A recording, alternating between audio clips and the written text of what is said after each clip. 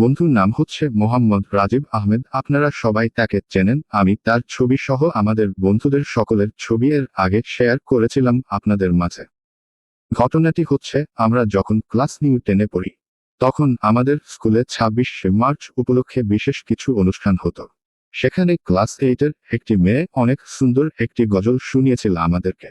আমার বন্ধুর সেই মেয়েটির গজল শুনে তার প্রেমে পড়ে গিয়েছিল। বন্ধু সেই মেয়েটির কাছে তার নিজের মনের কথা খুলে বলার সুযোগ পাচ্ছিল না। তারপরে স্কুল ছুটির শেষে আমরা রাস্তায় গিয়ে দাঁড়িয়েছিলাম বেশ কয়েকজন বন্ধু। পরে আমার সেই বন্ধু সেই মেয়েটিকে রাস্তায় দাঁড় করিয়ে সেখানেই প্রেমের প্রস্তাব দেয়। সেই মেয়েটি প্রেমের প্রস্তাব গ্রহণ করে। আসলে ঘটনাটি আমার কাছে বেশ মজার একটি ঘটনা মনে হয়েছিল। এভাবেই তাদের প্রেম প্রায় 1 বছর কেটে যায়। তারা সিদ্ধান্ত নেয় দুজন বাইরে কোথাও ঘুরতে যাবে, কিন্তু মানুষের ভয়ের কারণে তারা যেতে পারছে না। সেই সময় ছিল আমাদের এসএসসি পরীক্ষার প্রায় 1 সপ্তাহ আগে। তারা যে বাইরে কোথাও ঘুরতে যাবে এই সিদ্ধান্ত আমাকে জানায়। আমাকে বলছে, বন্ধু কোন জায়গায় ঘুরতে যাওয়া যায়? আমি বলছি, তোমাদের যেখানে ভালো লাগে সেখানে যেতে পারো। পরে তারা দুজন সিদ্ধান্ত নেয় তাদের সাথে আমাকেও যেতে হবে। আমি প্রথম দিকে বলেছিলাম আমি যেতে পারবো না। পরে বন্ধুর অনুরোধ রাখতে তাদের সাথে আমিও বেড়াতে গিয়েছিলাম। সে জায়গাটি হচ্ছে ইকো পার্ক। সেখানে গিয়ে আমরা 3জন অনেক ঘোরাফেরা করি এবং খাওয়া দাওয়া করি। বিকেল বেলার দিকে আমরা পার্ক থেকে রওনা দিয়েছিলাম বাড়ির উদ্দেশ্যে। বাড়ি আসতে প্রায় সেই দিন সন্ধ্যায় লেগে যায়। বাড়ি থেকে তাদের দুজনের সবকিছু জানাজানি হয়ে যায়। তখন তারা দুইজন ভয় পেয়ে রাতে আমাকে ফোন দিয়েছিল, বলছে, বন্ধু এখন কি উপায়?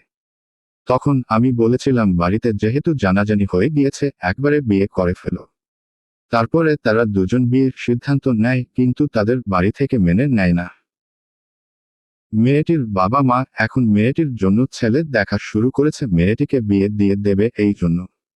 কিন্তু তাদের ভালোবাসা ছিল খুবই কঠোর। তাই তারা সিদ্ধান্ত নেয় একে অপরের কাছে চলে এসে দুজন পালিয়ে যাবে।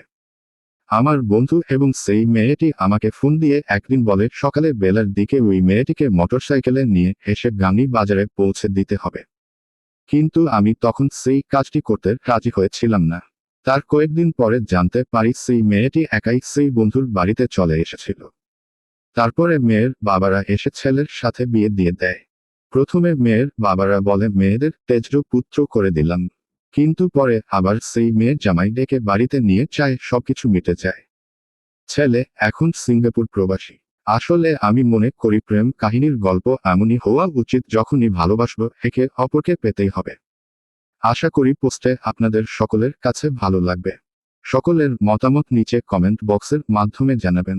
সকলের জন্য আমার পক্ষ থেকে শুভকামনা রইল।